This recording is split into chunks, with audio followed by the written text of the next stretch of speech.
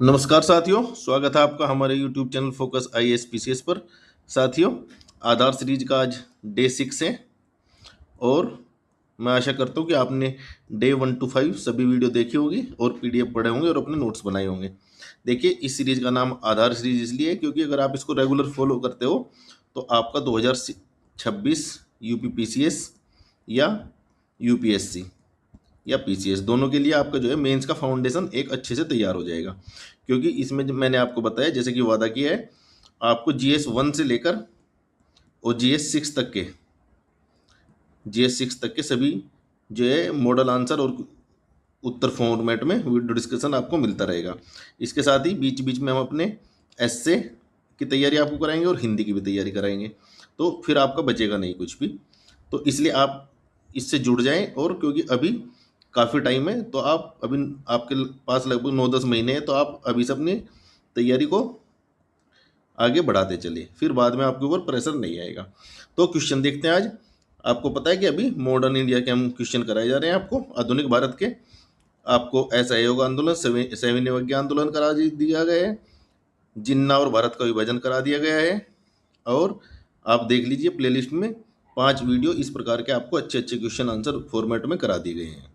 अब देखते हैं क्वेश्चन 6। आज देखते हैं सूरत विभाजन। आपको पता ही है कि 1907 में सूरत में विभाजन हुआ था। गर्मपंथी और नरमपंथी कांग्रेस जो है 2 धड़ों में बट गई थी, तो उसी के ऊपर ये क्वेश्चन है हमारा। पहले क्वेश्चन पढ़ते हैं। क्वेश्चन 6 क्या है? उन बिंदुओं का उल्लेख कीजिए जिनके कारण सूरत विभाजन हुआ और इस विभाजन के क्या प्रभाव पड़े भारत पर, यह आपको बताना है। स्वतंत्रता संग्राम पर और भारत पर क्या प्रभाव पड़े। पहले भूमिका लिखेंगे, एक सही से प्रासंगिक भूमिका लिखेंगे जो इस क्वेश्चन की डिमांड को पूरी करती हो।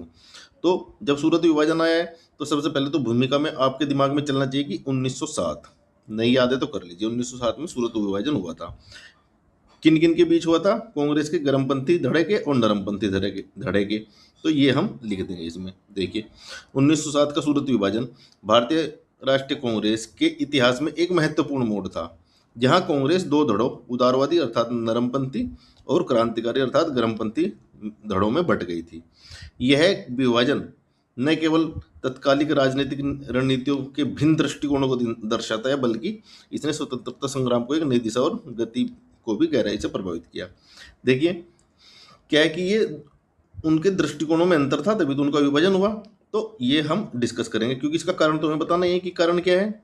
पहली डिमांड ये है और विभाजन का प्रभाव क्या है, दूसरी डिमांड ये है। तो आपकी मेन इंट्रो के बाद जो मेन बॉडी आएगी उसमें दो दो हिस्सों में आप लिखोगे। पहले वाला ये लिखेंगे विभाजन के कारण, दूसरे लिखेंगे विभाजन के प्रभाव, और फिर एक निष्कर्ष लिख देंगे। अब देखिए, पहला हेडिंग डालते हैं, सूरत विभाजन के कारण। क्या कारण थे? जैसे बताया था आपको कि आप ऐसे पॉइंट में लिखेंगे। देखिए, यहाँ 5-6 कारण बताए गए हैं, 5 कारण, और प्रभाव में 4-5 पॉइंट लिख देंगे, तो टोटल आपके 10 पॉइंट हो जाएंगे। तो अगर 125 में आता है तो ये मोर देन इनफ है, और अगर 200 शब्दों में आता है या यूपीएससी में 250 में आता है तो भी ये आपका एक परफेक्ट उत्तर हो जाएगा। देखिए, विभाजन के कारण पहला हेडिंग डालिए, क्या? आंदोलन की रणनीति में मतभेद। कौन सा आंदोलन था? देखिए, उस टाइम क्या होता, बंगाल विभाजन हुआ था 1905 में, आपको पता होगा, 1905 में। इसके बाद स्वदेशी आंदोलन चला था, और यही एक विभाजन का कारण बना, क्योंकि इस आंदोलन को लेकर जो है क्रांतिकारी जो गर्मपंथी विचारधारा था उनके अंदर बड़ा उत्साह था। वो बोलते थे कि इसको भारत के लेवल पर, पूरे अखंड भारत जो है, पूरा जो भारत है उत्तर से लेकर दक्षिण तक, इस आंदोलन को बढ़ाया जाए। लेकिन नरमपंथी ये बोलते थे कि नहीं, अभी जनता में इतनी जागरूकता नहीं है, और ये आंदोलन अगर नीचे तक ले जाएंगे हम पूरे भारत में तो उतना सफल नहीं होगा। और इसके तरीकों के ऊपर भी इन दोनों में विचारधारा में, दृष्टिकोणों में अंतर था। तो आंदोलन की रणनीति में मतभेद। अब क्योंकि मतभेद गर्मपंथी और नरमपंथी में था तो बताएंगे। नरमपंथी कौन कौन थे? पहले बताया उस दिन आपको क्वेश्चन कि नरमपंथियों की भूमिका क्या थी। गोपाल कृष्ण गोखले, फिरोज शाह मेहता, दादा भाई नेहरू जैसे नेता संवैधानिक सुधारों और याचिकाओं और कार्मिक सुधारों में विश्वास रखते थे। तो ये तो इनकी पैट लाइन आप याद कर लीजिए। जब भी नरमपंथी के बारे में कोई क्वेश्चन आता है तो ये आप जरूर लिखेंगे। क्या लिखेंगे? संवैधानिक सुधार, ये याद कर लीजिए, एक कीवर्ड है एक किस्म से ना आपके लिए। दूसरा क्या है? गर्मपंथी।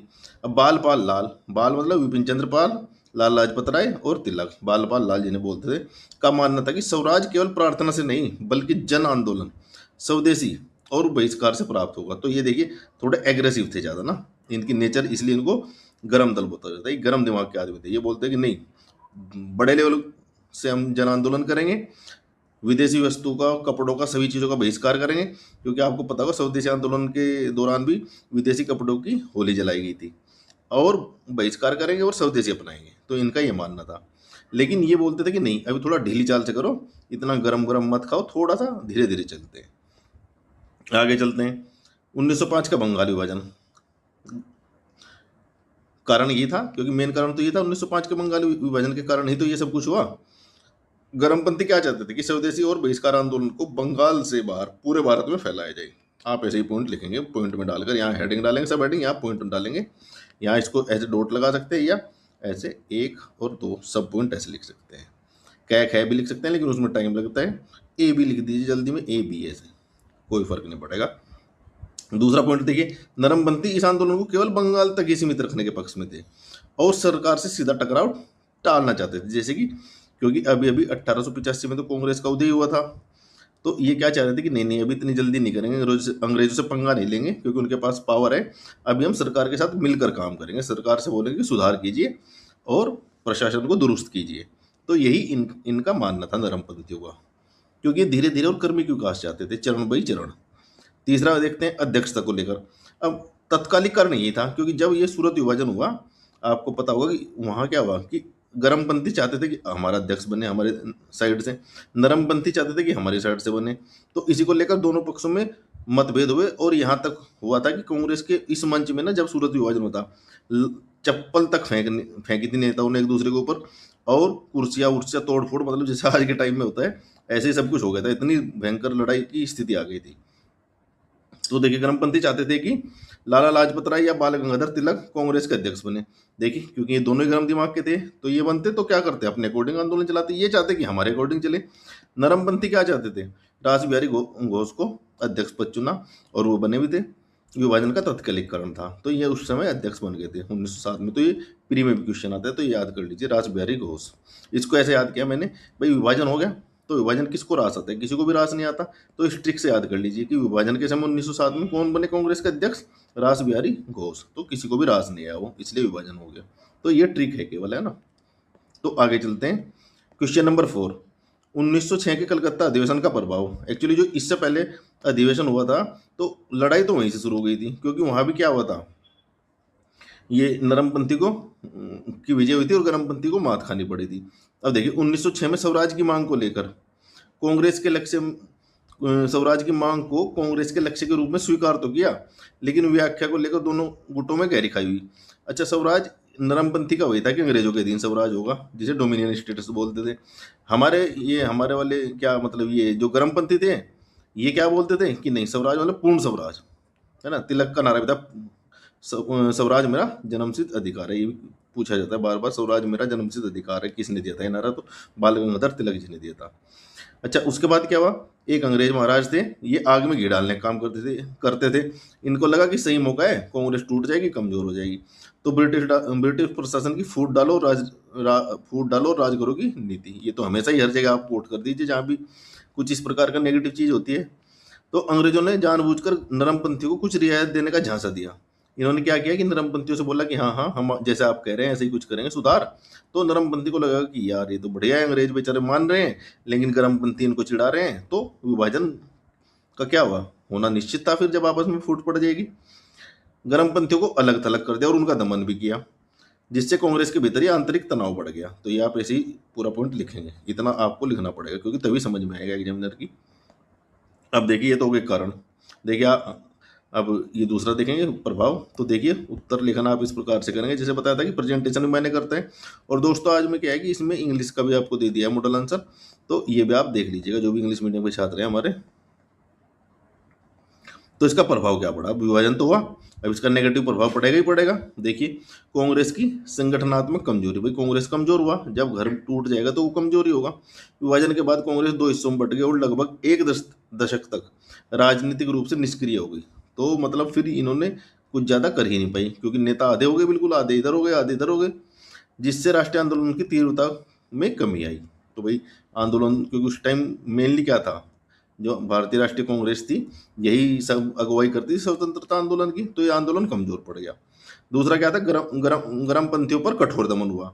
तो विभाजन का लाभ उठाकर ब्रिटिश सरकार ने गर्मपंथी को निशाना बनाया। 1908 में तिलक को क्या हुआ, मांडले जेल, जो फिलहाल उस समय बर्मा था, अभी म्यांमार है, भेज दिया गया, जिससे उग्र राष्ट्रवाद क्या हुआ, कमजोर हुआ। भाई इनका मेन नेता जेल भेजे तो ये तो कमजोर हो गई। अब इसके बाद देखिए क्रांतिकारी गतिविधियों का उदय हुआ। अब यहाँ से क्या हुआ कि जो फिर हिंसक संगठन थे, जो मतलब सशस्त्र अर्थात सशस्त्र हथियारों के साथ जो क्रांति हुई, उसका उदय हुआ। मुख्य, इसको ऐसे लिखेंगे आप, मुख्य धारा की राजनीति में आए ठहराव के कारण भाई युवा अब परेशान हो गए कि यार ये तो आपस में लड़ रहे हैं कांग्रेसी, अब हमें ही कुछ करना पड़ेगा।